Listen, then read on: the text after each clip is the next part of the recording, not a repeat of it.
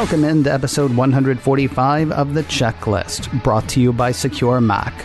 I'm Ken Ray. And I'm August Trometer.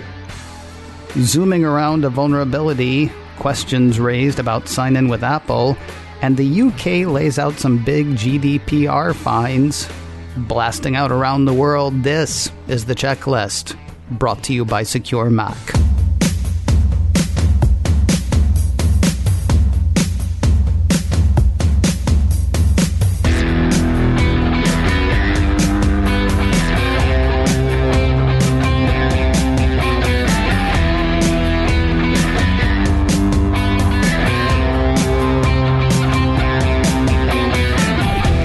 Rough and rocky week for Zoom.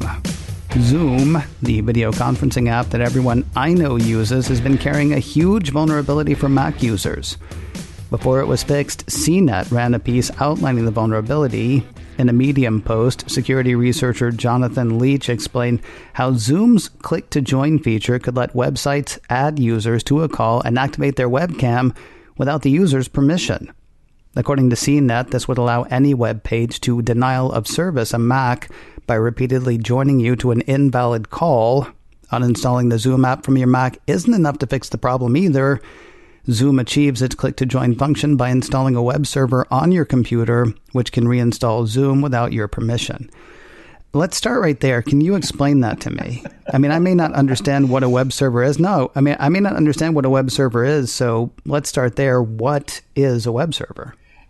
Sure. It's pretty much what it sounds like. It's a server that serves up web pages and handles URLs.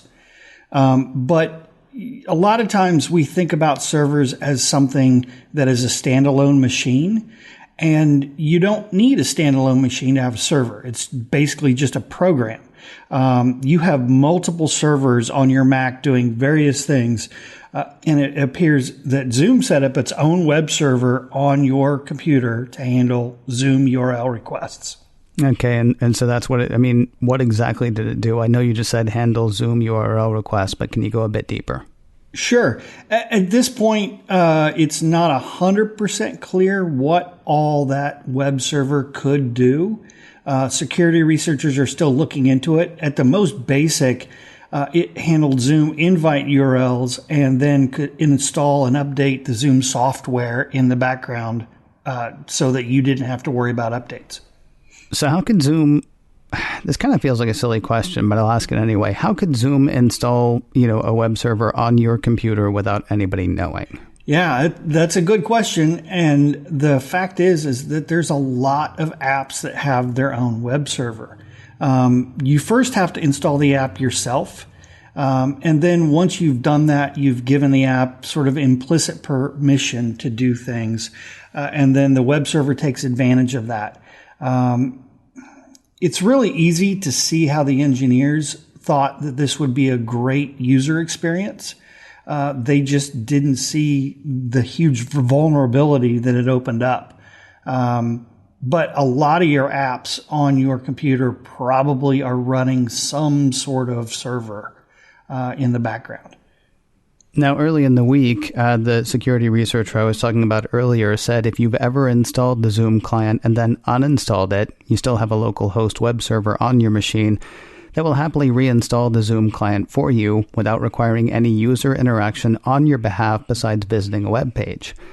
The reinstall feature continues to work to this day, or at least it did at the time. And we'll get to stuff has actually changed since earlier this morning. So we'll get to what's going on, right? Yeah, kind of, which was a little annoying because we're late now, but we'll continue.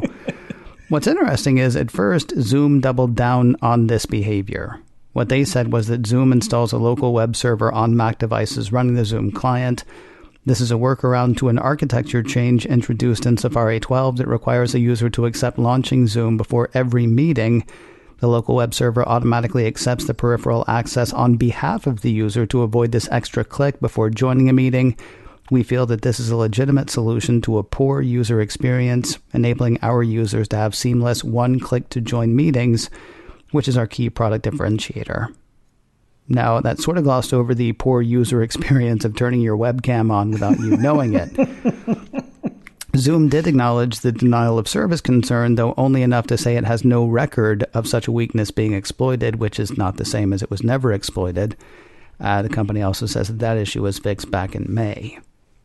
Now, what's interesting is a really quick fix seems to be 24 hours of bad press. Zoom had two basic responses when it was first called out over the web server issue. We don't want to remove it, and we can't remove it. The we don't want to was because of the good user experience, and the we can't, well, that was never really explained, but it also went away. Apple Insider ran a piece the next day saying that Zoom would patch a flaw that enabled access to Mac webcams without the webcam owner's permission. Zoom also decided that the emergency security patch would remove the local web server that the company used to bypass the Safari 12 protection, which is really very generous of them. and to me, if you read the original article by the security researcher, Jonathan Leitch, he gave them plenty of time. Yeah. He followed all of the right rules, alerted them, waited, 90 days, all of the stuff that you're supposed to do. And they basically said, it's not a problem. Yeah. I can't remember which episode of macOS Can it was this week, but basically the way I boiled down what he had said in his longer article was, he basically said that there were two ways that Zoom could have fixed this. There was the right way and the easy way. And Zoom took the easy way. Now, what's interesting to me, and I don't want to crawl too much inside people's heads, but you seem to almost be, I don't want to say letting the engineers off the hook, but you seem to think that this was an honest mistake on their part. But if he's telling them all the way along, no, look, seriously, this thing's happening. No, look, seriously, this thing's happening. Or going a different direction. If you uninstall a program, don't you think that you're deciding to uninstall the program? Is it actually nice or helpful of Zoom to say, but you might want it back sometime and you may not even want to have to take the time to download it. So we're just going to make it possible for it to re-download itself. You're welcome. Yeah, I don't get me wrong. I'm not trying to defend anything that they did. I'm just saying that through a particular lens, there's a user experience that they were trying to achieve. Now, they broke a lot of rules to get that user experience. And then when somebody pointed out that, by the way, breaking all those rules opened up a huge security hole, they just sort of ignored it until the bad press happened. So I'm not saying that they did the right thing. I'm just saying it's easy to see how, the product manager guy goes to the engineers and says, hey, this is sort of what we want to try and achieve. And the engineers say, well, we can't really achieve that the right way. So here's a fudge that we can do. And at no point in time do I think they were trying to do anything malicious. I think there's a difference between breaking the rules. For example, some of the stuff that we've talked about here on the show with the gambling apps and that kind of thing where they're harvesting your information. That's one thing. They were just trying to achieve a user experience that their basically boss told them to achieve. I'm not saying it was the right thing to do, but I can understand why they might do it. I'm going to disagree with you just a tiny bit. If an uninstall button does not uninstall and you know that you're leaving something there, malicious may be a little bit of a strong word, but I don't know, man. Irresponsible, well, I think. Irresponsible sounds like oops, though. But anyway, I mean, this is angels on the head of a pin stuff. Zoom's decision to remove the local web server actually was kind of surprising because, like, even the day that they removed the local web server or made it possible for people to do so, Apple Insider pointed out earlier that day the company said it didn't have an easy way to help a user delete the Zoom client and also the Zoom local web server app on a Mac that launches the client. They said the process had to be completed manually through terminal. Here's the thing. I mean, maybe it is just exactly what you're saying, the best user experience possible. I'm not sure what Zoom was trying to pull. I mean, the story was that Zoom's Mac client had created a vulnerability. On top of that, you uninstalling Zoom didn't actually uninstall Zoom. Then Zoom says, well, we can't fix it because that would break Zoom. You broke my security. I mean, it seems to me, was there any truth to their assertion that they couldn't fix it? Or did they even think that there was truth to that? Because it's weird to me that they would start Tuesday saying, we can't fix this, and they would end Tuesday by saying, fixed. I think you're completely spot on here. Sorry, we wrote software that we can't fix. Right. Yeah, no. I honestly think this is a situation where the executives were worried more about their business. Because, obviously if no one has this installed on their computer, then they don't have any business. Mm-hmm. So the executives are defending the business model, which basically makes them go to the PR people who go, oh, sorry, yeah, we can't fix that. But that's not the right message to say. I think it was completely fumbled by the executives and by PR. All they had to do was write an uninstaller and release that would take care of all of the things that they say have to be manually done through terminal. Which they, of course, did. I mean, they actually updated the Zoom client, I want to say it was Tuesday night, with an uninstall button that, theoretically would actually uninstall everything. Now, I said that Zoom had fixed the issue with an update on Tuesday. It turns out Apple fixed the issue as well. Just before we were starting recording, which is why I was doing all the, but wait, there's a thing earlier. Just before we were supposed to start recording, I came across a TechCrunch story saying Apple has released a silent update for Mac users, removing a vulnerable component in Zoom. Apple told TechCrunch that the update, which is now released, removes the hidden web server, which Zoom quietly installed on users' Macs when they installed the app. Apple said the update does not require any user interaction and is deployed automatically. Two things really quickly. First of all, it almost seems like Apple doesn't trust these guys. And honestly, I wouldn't either. Right. And the other thing, so Zoom put something into our computer that we didn't know was there, and we're up in arms. And Apple, in the interest of protecting us, says, hey, listen, there was a thing on your computer, but we've taken it out. Don't worry. You don't even have to do anything. We've got this. And now we're supposed to be like, okay, good, right? I don't know what you say there. I mean, it's kind of reminiscent. Oh, this is what Zoom should have thought of. Remember that time Apple put a U2 album on everybody's iPod or everybody's iPhone, I guess it was, and everybody was like, "Dude, uncool." And they're like, "What? You don't like Bono?" I'm like, "Yeah, we like Bono. We don't like you putting stuff on my phone for me." And most people didn't like the album either. I actually held on to it and have yet to listen to it, but I'll get to that. I feel fairly certain. The thing is, I think this really puts a target on Zoom's back. If I were any of their competitors, I would be trying to figure out, what's our marketing strategy now to make sure that those guys don't get back up from this. Simply because look, I was defending the engineers. I wasn't defending the practice earlier. It's a skeezy practice to sit there and automatically have software downloaded and installed on your computer that you don't know about. I'm glad Apple is taking care of it. If it were me, and I did do all these things, I followed the instructions on the security researchers Medium post and made sure that I'm completely free of all Zoom stuff. That way I don't have to worry about anything that Apple installs. I don't have to worry about anything that Zoom installs.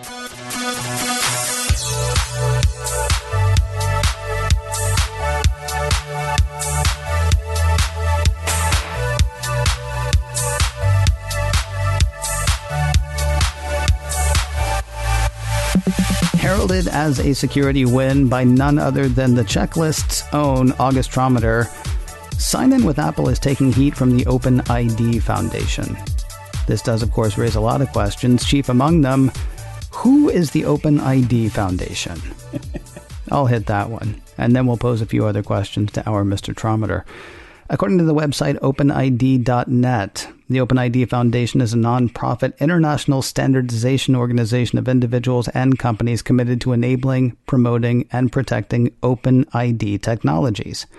Formed in June of 2007, the foundation serves as a public trust organization representing the open community of developers, vendors, and users.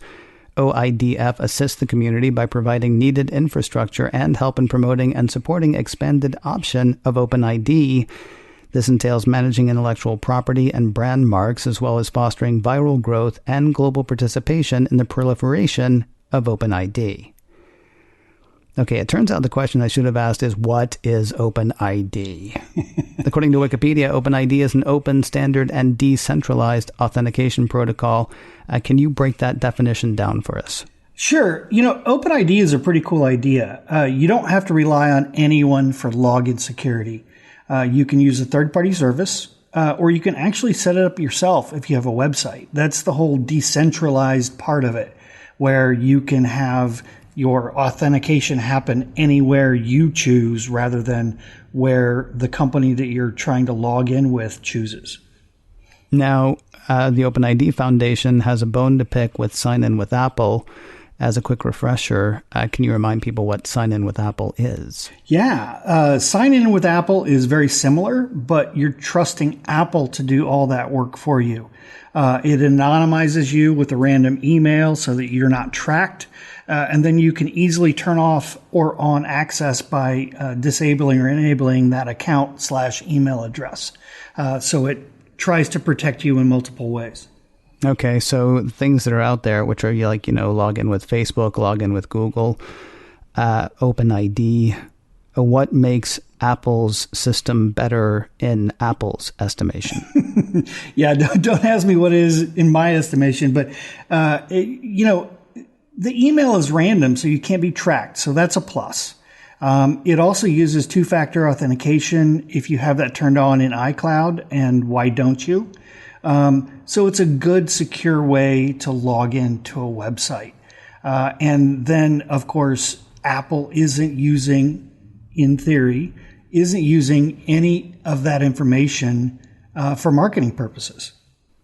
Now, it sounds like the OpenID Foundation and the Sign-In with Apple team are working towards the same goal. So, what's the problem? Well, the problem seems to be the proprietary nature of Apple's plan. In an open letter to Apple, the OpenID Foundation wrote, over the course of the last decade, OpenID Connect was developed by a large number of companies and industry experts within the OpenID Foundation. It appears Apple has largely adopted OpenID Connect for their Sign-In with Apple implementation offering, or at least as intended to. The current set of differences between OpenID Connect and Sign-In with Apple reduces the places where users can use Sign-In with Apple and exposes them to greater security and privacy risks. It also places an unnecessary burden on developers of both OpenID Connect and Sign-In with Apple. By closing the current gaps, Apple would be interoperable with widely available OpenID Connect relying party software. So says the OpenID Foundation. I mean, how big a burden is the burden mentioned in the letter, or the burden of implementing both OpenID and Sign-In with Apple? Well, I don't think the burden is high. I think it's whether the desire is there. What this feels like to me is a situation where Apple saw a pretty good open source solution and took the parts that made sense and discarded the parts that don't for what Apple's trying to accomplish. Now, they're tracking differences in their implementation in Apple's. OpenID Foundation is tracking differences between the way the two are going. You've had to look at the changes that they are tracking. How far apart are they actually? It doesn't seem like they're that far apart. A lot of the complaints about from OpenID are that Apple named things a little differently, or they're not using certain key endpoints or doing certain things that would be very easy to implement. I'm just not sure they want to. For example, the OpenID spec says that an identity profile should be available so that, when I log into somewhere, they can click back, the website that I'm trying to log into can look back and see what my identity profile is. But sign in with Apple is trying to prevent identity tracking. So they're going to want to get rid of that component of it. And I think that that's the kind of thing that they're looking at. Now, I'm going to ask you to put on your speculation hat, if you would. Why would Apple go with something proprietary rather than the OpenID standard? Well, like I said, it just doesn't seem to be 100% aligned with their goals. I could be wrong here. I just don't see Apple caring too much about the OpenID spec. And when you look at the OpenID Foundation and Advisory Board, it's all of Apple's competitors. You've got Google, Microsoft, Amazon, a ton of others. Apple doesn't like to share the sandbox, and I don't think they're going to share here with their competition. I'm not accusing Apple of anything here because I think this is something that Apple, while they maybe would not like it, in these terms, I think this is something that Apple would have to agree. I mean, it's part of the hook, right? I mean, if they get you signing in with Apple, what's the chance that you're ever switching to Android? Oh, sure. I mean, you're signing in with Apple. You're not buying a Windows machine. You're not buying an Android device. You're buying a Mac. You're buying an iPhone. You're buying an iPad. It's part of the hook. Of course, for that to be one of Apple's hooks, they have to be, really on top of the privacy and security thing. Right, and I think that that's what they're trading on. They're sitting there saying, guys, there's two ways to do it. One way is for you to give all your information away, and one way is for you to not. And if you want to not give away your information, come with us. And then once you do that, you're really start to lock yourself into the ecosystem. Now, for its part, there are 4 things the OpenID Foundation would like to see Apple do. They would like for them to address the gaps between sign-in with Apple and OpenID Connect based on the feedback. They'd like Apple to use the OpenID Connect self-certification test suite to improve the interoperability and security of sign-in with Apple. They'd like for Apple to publicly state that sign-in with Apple is compatible and interoperable with widely available OpenID Connect relying party software. And they'd like for Apple to join the OpenID Foundation. P.S. They'd like some kind of response from Apple, and if Apple gets back to them, we may follow up with their thoughts on a future episode of the checklist.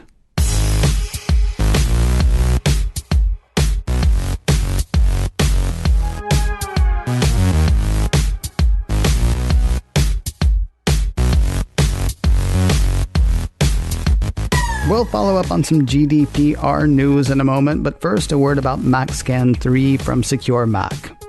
What's the difference between safety and online safety? Personally, I say there isn't one. So much of our information is online now, from banking to health information to physical location. Keeping yourself protected means keeping your digital self protected as well.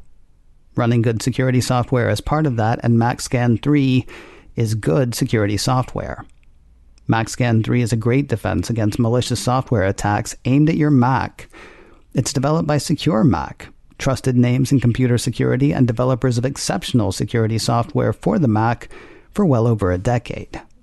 MacScan 3 detects and removes Mac malware, catches keyloggers, removes tracking cookies, and provides full-range or targeted scanning, all without crowding up your hard drive or slowing down your computer.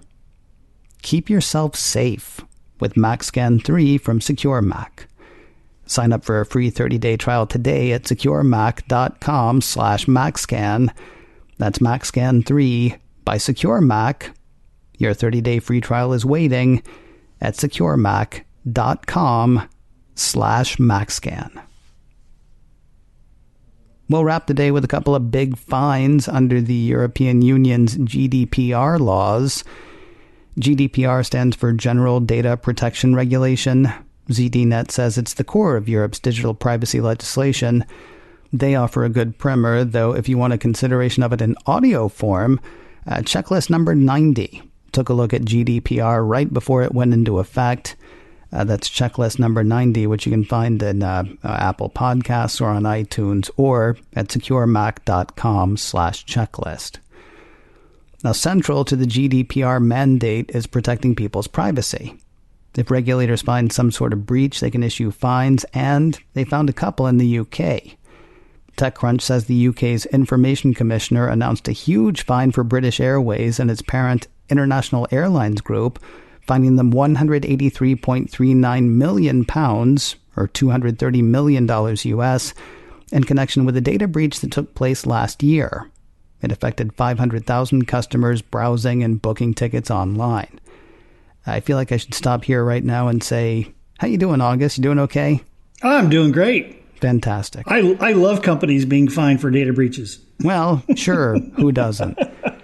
According to the report, the fine, which was 1.5% of British Airways' total revenue for the year that ended December 31st, 2018, that is the highest fine ever that the ICO has leveled at a company over a data breach.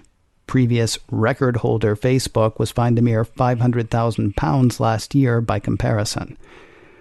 Now, both bigger and smaller, and certainly a story with a special place in our hearts, the piece from the BBC says the UK's privacy peeps have also fined Marriott International.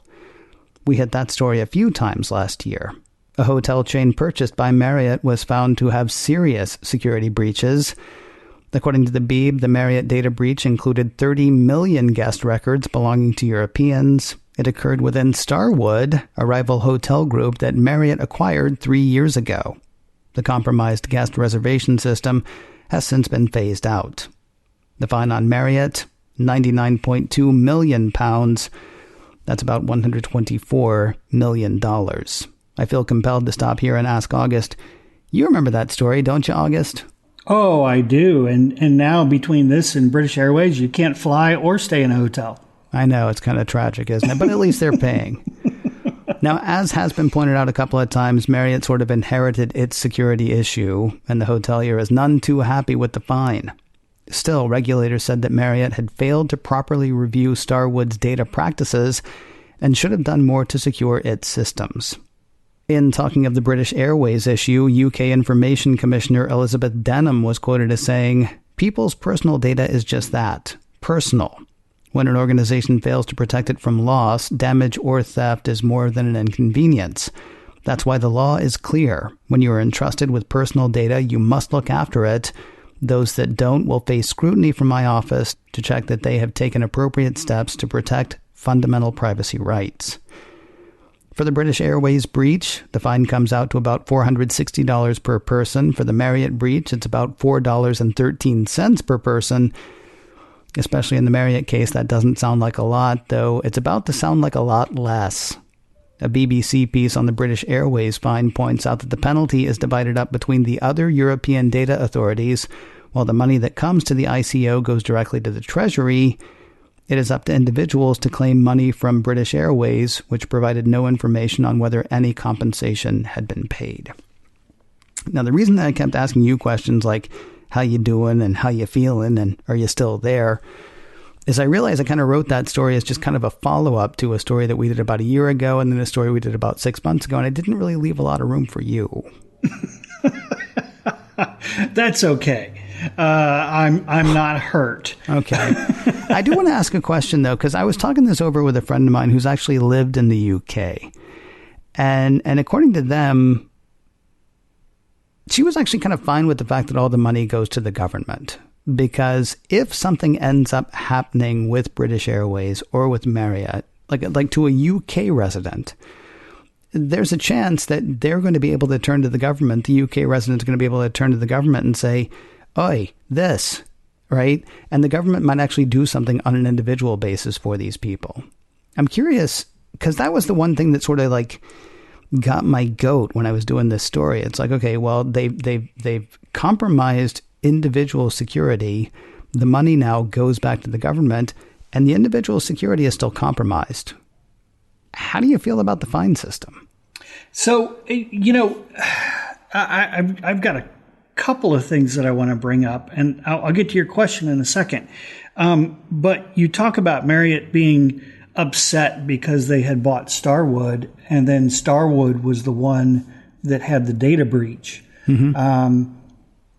At least in the United States, I'm sure it's the same in the UK, but when you purchase a company, you purchase all of its assets and all of its liabilities, and this was one of its liabilities. And so, I understand where the executives would be upset, but hey, the UK government's right. They didn't look into it well enough, and they didn't, check into the security procedures.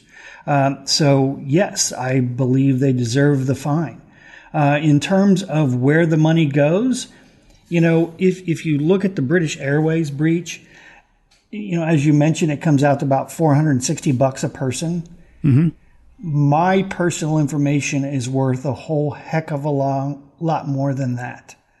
And if my personal information was stolen and distributed around the world, it's going to cost me a lot more than $460 to fix it. So that's more of sort of Bactine on a wound that is going to basically lose your arm at some point. I like the idea where it does go to the government, as long as the government is using those funds to actually track down and worry about more of this stuff. If it just goes to like repair roads, then really is it helping? Well, I mean, so I've been trying to play this around in my head all afternoon, honestly. I mean, the one thing that I will say is 1.5% of British Airways revenue doesn't sound like a lot to me. Although then you think about, okay, well, that's only revenue. That's not actually profit, right? Right. So that's a percentage or a percentage and a half of every bit of money that they took in last year. I don't know what their operating margin is or anything like that, but that actually might end up being a sizable hit to profits. Right. And so that might be enough to get British Airways to straighten up and fly right, but it also might be enough to get other businesses to go, man, could we absorb a 1.5% revenue hit for not doing the right thing? So on the one hand, I can sort of see it being valuable as a cautionary tale. And again, since I don't live in the UK, I don't know how well they will be taken care of. Like if this happens, like you're one of those guys who flew on BA and then your information is, scattered to the four winds and you're able to actually go to somebody and say, this is because of the BA breach. I mean, here in the States, I think, any regulator you go to would be like, man, it is really tough to be you. Whereas, according at least to my friend who lived in the UK, there's a chance that somebody might offer a helping hand after that, as opposed to an 800 number where you can call to hopefully be part of a major settlement at some point. Hey, speaking of settlements, by the way, both Marriott and BA are saying that they plan to, contest and appeal and all that stuff. So even if you were going to get $460 for losing your information, it'd probably be a day or two before you saw it. Hey, if you're looking for more security news and how-tos, the place to look is securemac.com/checklist. There you will find notes not just from this show, but from the last show we did and the one before that, all the way back to the first one. securemac.com/checklist. If you have a question you'd like to ask or a topic you would like to hear us hit, our email address is checklist@securemac.com. That address again is checklist@securemac.com. And if you can't remember that, please do remember this. You're listening to The Checklist, brought to you by Secure Mac. And we'll talk to you next week.